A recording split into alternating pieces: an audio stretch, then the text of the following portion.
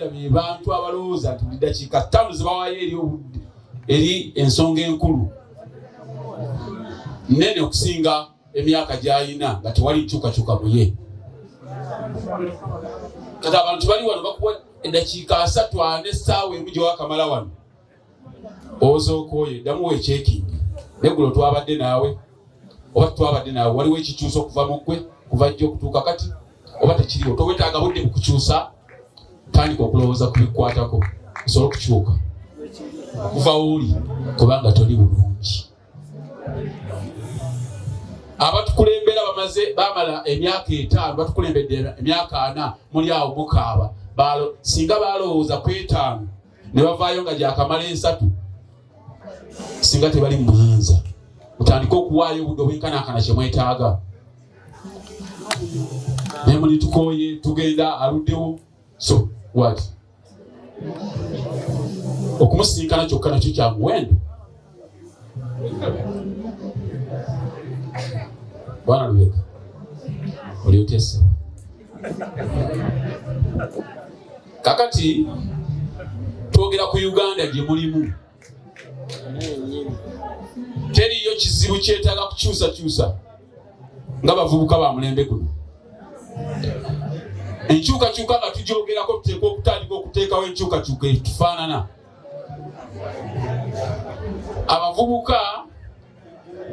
Abavubuka Ssaabasajja Kabaka omulembe guno yagubakwasa. Omulembe gw'abaki? Mutandika okufaanana omulembe gwammwe. Waliwo ekinene kye muteekwa okulowoozaako. Twalina wano mu ggwanga twamala emyaka 15 ng'obukulembeze bwero si wano tebuliwo mu mateeka kubanga twali tuvudde mu nteekateeka ebibiina ebingi nga twagala obukulembeze bugende mu nteekateeka ebibiina ebingi. Abantu batukulembera emyaka 10 n'emeka nga gavumenti etaddewo okulonda. Bwe yateekawo okulonda abantu ku byalo byammwe baddamu ne bagaa nti oyo abadde kaddeko.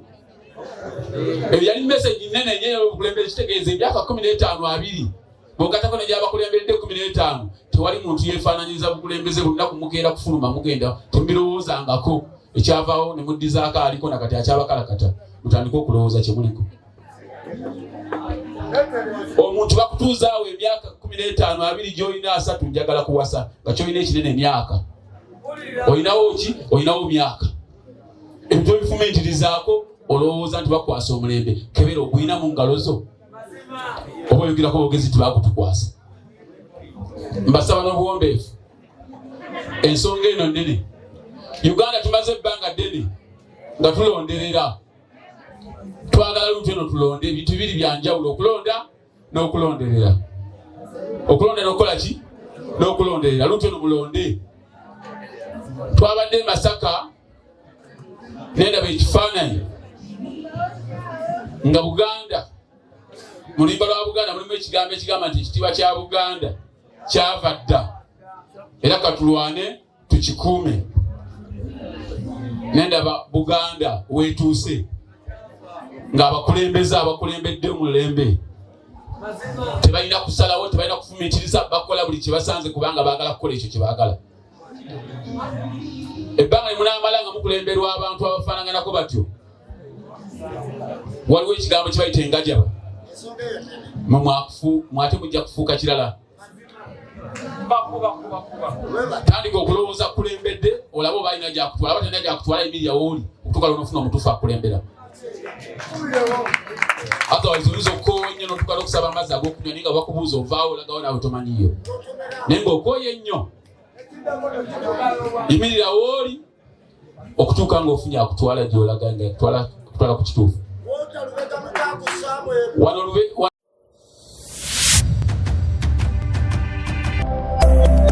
Eno ye Magala TV, okumanya we kutandikira. Njagala okumaliriza nga mbagamba bwe nti Uganda tugenda mu kulonda. Uganda tugenda kukola ki?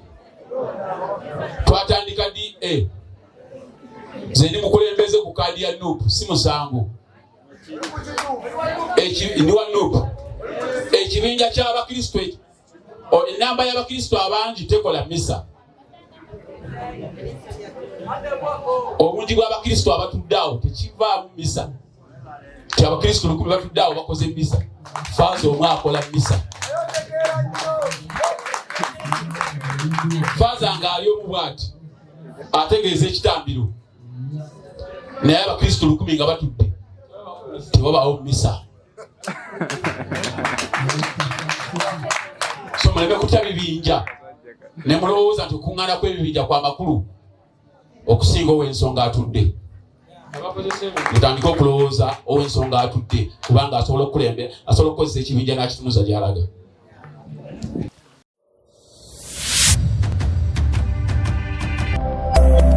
Eno ye Magala TV, okumanya we kutandikira. Mugenda kubeera buli ssaawa nga mwejjusa naye mujja kusanga Faaza afudde penitensiya olyoke otegeere nti nali ntekwa kwejjusa ng'akyaliyo. Akaseera ke bakuwadde kamala bulungi okwejjusaako. Wakalonda ebisanja 3 tomanyi bulungi kyolonda, ne ku kyokuno oyagala kukola nga bwakola ku kyokusatu. Tosobola kutwala akaseera n'ofumiitiriza ku kyogenda okukola. Obanga bamukaako abaleeta people power balowooza nti kyetaagisa n'okiba kyetaagisa kuwaayo emyaka 5 batereeze. Gwe yagiwagira obuwagizi ofuna otya amaanyi agalowooza nti sigivaako. Ng'abaagireeta basobola okukola decision ate gwe bagisanza ku leerwe n'ogiwagira. Akajanja kaaki.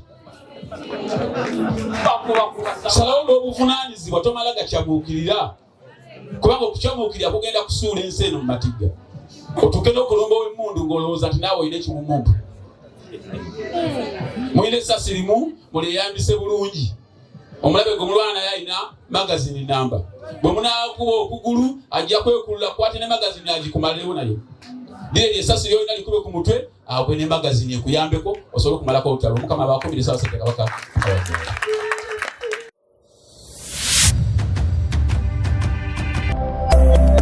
Eno ye Magala TV, okumanya we kutandikira.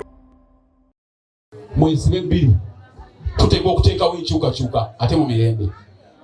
Tuteekwa okuteekawo enkyukakyuka mu mirembe. Ebifo nebyo binaaba mu byetaaga era mwe mugabe ebifo. Naye temumala kumala galonda kifo ne mumala ndiza mbuza nti ani akirimu nga temwe mwamulonda. Ebikola mbadde njiwulira wanne wammwe.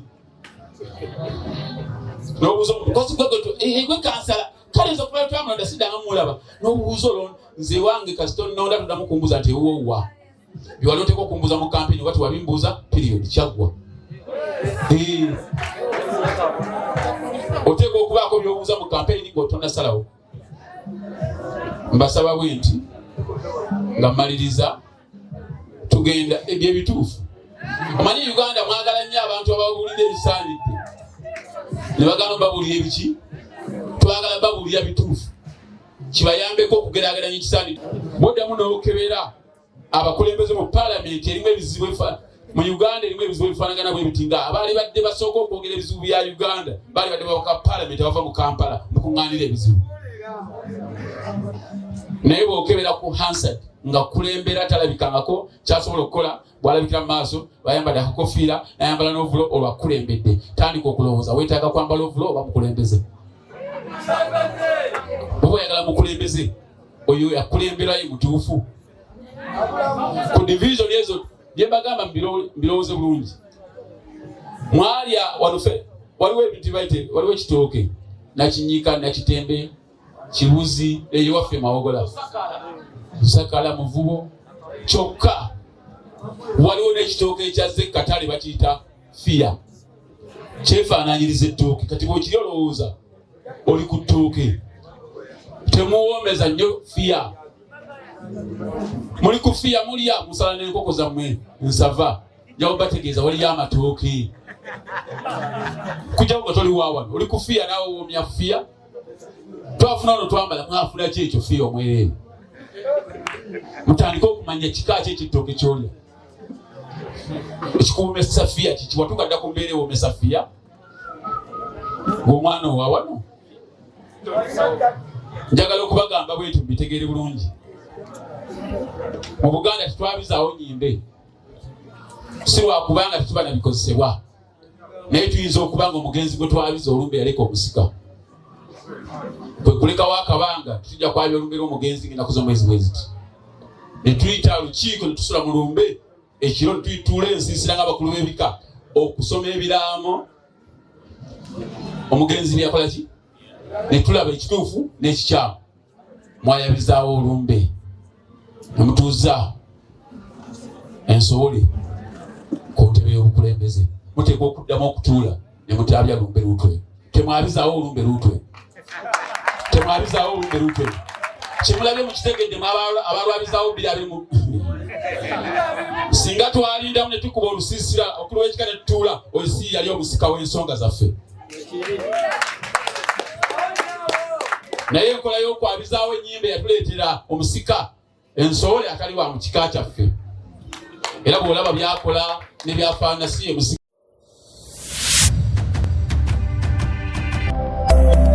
Eno ye Magala TV, okumanya we kutandikira.